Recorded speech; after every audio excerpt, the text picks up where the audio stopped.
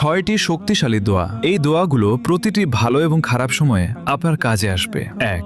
ভয় ও দুশ্চিন্তার জন্য দোয়া। হাসবুনাল্লাহু ওয়া নি'মাল ওয়াকিল। এটি হযরত ইব্রাহিম আলাইহিস সালামের দোয়া। যখন তাকে আগুনে নিক্ষেপ করা হচ্ছিল তখন তিনি এই দোয়া পড়েছিলেন। আল্লাহ তাকে রক্ষা করেছিলেন। 2. শক্তির জন্য দোয়া। লা ইলাহা ইল্লা আনতা সুবহানাক ইন্নী কুনতু মিনাজ জালিমিন। যখনই আপনি কোনো বিপদে পড়বেন এই দোয়া আপনাকে অন্ধকার থেকে আলোয় নিয়ে আসতে পারে। 3. জ্ঞান বৃদ্ধির জন্য দোয়া। রব্বি জিদনি ইলমা। 4.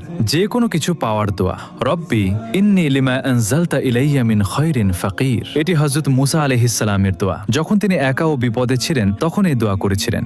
আল্লাহ তার জন্য পথ খুলে দিয়েছিলেন। 5. বরকত ও রিজিকের জন্য দোয়া।